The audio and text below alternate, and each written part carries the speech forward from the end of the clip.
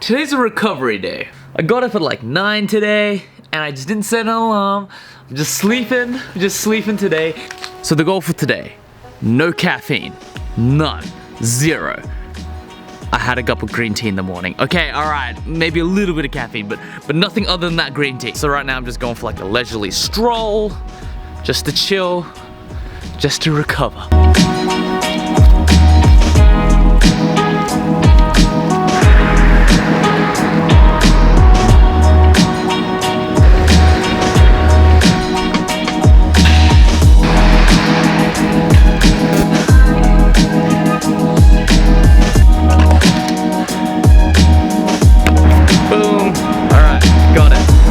Time to head back.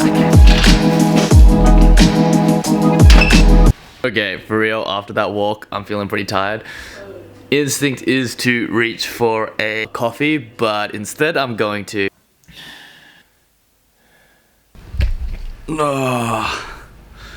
Just had a 1 hour and 7-minute nap.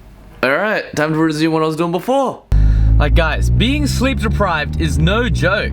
Like the world, like it is a cloudy, miserable ass day, but it may as well be sunshine and rainbows right now, cause I'm feeling epic. Energy! Energy! Energy!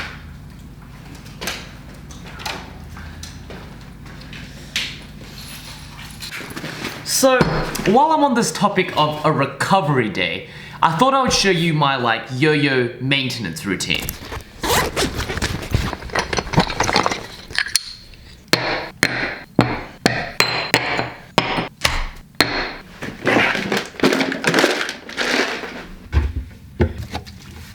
I remember in one of the vlogs I got really passionate and I was like, digging your yo-yos, it doesn't matter. And that's true, but there are things that do matter. So in the same way that like I need sleep so I can continue doing this crazy challenge, my yo-yos, these guys, they also need maintenance on a regular basis. I'm not the biggest fan of keeping them in pristine quality in terms of dings and vibe. I just don't care about that kind of thing. So the things that do matter, the pads, the bearing, and well, of course, the string. Here are all of the yo-yos that I have been using for practice. And as you can see, I'm not super diverse in the yo-yos I like to practice with.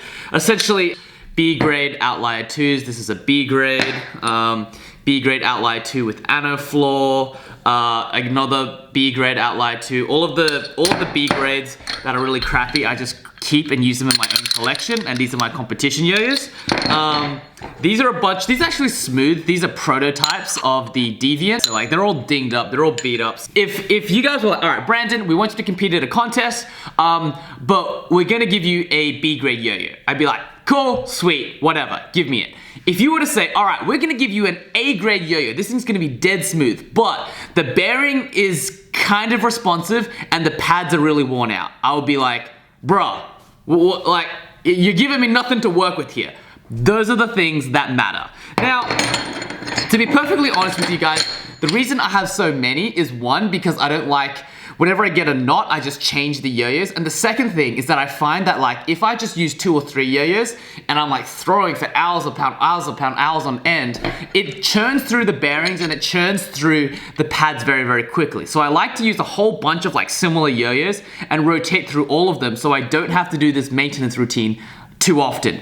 But there comes a time where all of these yo-yos, they're all pretty tired, they've all been worn down, the bearings are all semi-responsive. So today, kind of like how I'm treating myself with a little bit of self-care and rest, I'm gonna treat my yo-yos to the same thing. Alright, so step 1, bearing removal. Just get the yo-yos, unscrew them, and remove all of the bearings. To remove the bearings, I'm gonna be using a Yo-Yo Factory multi-tool. These things are awesome, highly recommend one. Yeah, okay, bearing out, punch that out there. Oh, ow. Now you'll see that there's a few bearings already that are already de-shielded, and the reason I keep it de-shielded is because I don't have to de-shield these now. All I need to do is throw them into a glass of lighter fluid, and then I can maintain these. These guys, oh, now I have to de-shield these, and I have to de-shield these all, and it's gonna take a lot of time. So that's why, for that reason, I just like to keep it de-shielded, and that way I can maintain them a lot easier. how you do it. Alright, so just drop it on the thing there. De-shielded. Alright, I'm gonna de-shield the rest of these. As you guys can see here, all of the bearings are de-shielded. All of this, I'm just gonna throw that away. Yes, as you can see, this is a very romantic night. Boom. Get something metal, then get like a chopstick because it'll eat into it, and just kind of like twirl. Alright? The goal is to clear out the gunk that has kind of been put into here and just make sure that these are spinning as fast as humanly possible. Get one piece of tissue paper, fold it once, fold it twice, and then fold it 3 many times. That way the lighter fluid's not gonna eat into the tissue paper.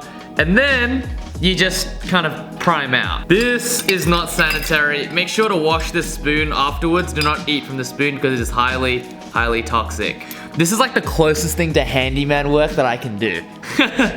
I get a chopstick and I put the bearings on like so and I just spin them out. Way too much. There we go, perfect amount. Right about there's the perfect amount. See? Okay.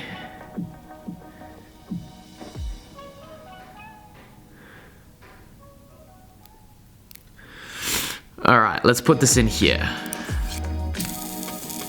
Oh, perfect. Notice how it's just like immediately becomes more smooth. Ooh. This is like, yeah, I needed that lube. And now look at how smooth this bearing is. If you put in like the right amount, it makes the bearing faster.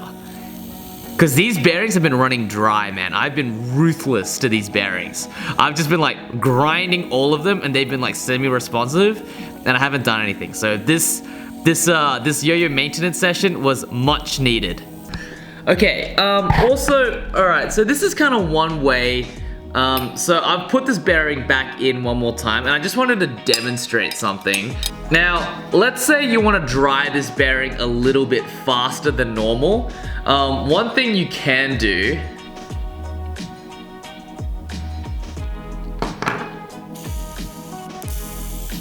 and that like little birding of it, that kind of just makes it a little bit, it dries up the methylated spirits a lot faster. And yo, this bearing's kind of smooth now, so it works. All right, let's try the fire thing one more time, because that's kind of cool, and I don't want to like clickbait you guys. All right, 3, 2. Woo!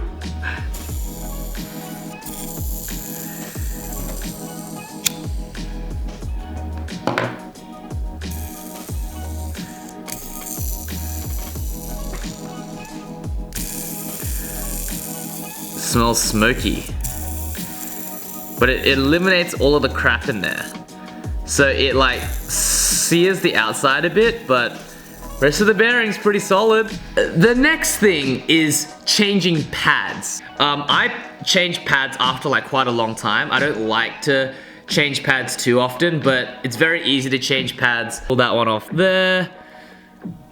Yeah. Oh, look at that. This was like super worn down.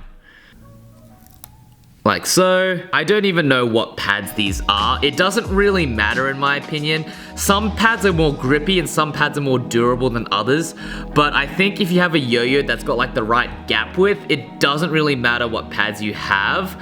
Only if you screw up the yo-yo's gap width does like the pads really start to matter. But Outlier Tees, the gap width is quite golden. I really like it. So you don't have to be too picky about which pads you use. These are just like your standard white pads. All right, get your bearing, place it in,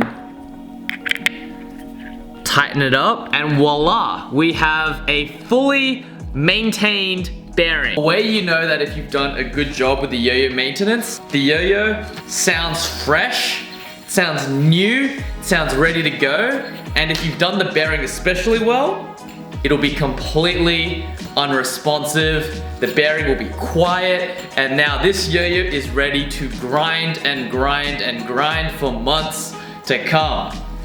So, oh, yo, this yo-yo just feels good. This This is a healthy yo-yo, okay? Now, this yo-yo, it's not bad. It's kind of smooth. It's not dead smooth, but I've fixed everything that matters. I fixed the bearing, I fixed the pads. I'm gonna go assemble this bunch. I mean, all I'm gonna do is I'm gonna change a few of the pads and screw the yo-yos together. But that's really my yo-yo maintenance routine. I don't do it super often. I probably do it once every 4 or 5 months when all of the yo-yos start to feel really clinky and tired. But that's it for me. I'm rested. I'm gonna make sure my yo-yos are rested. And that is the end of today's vlog.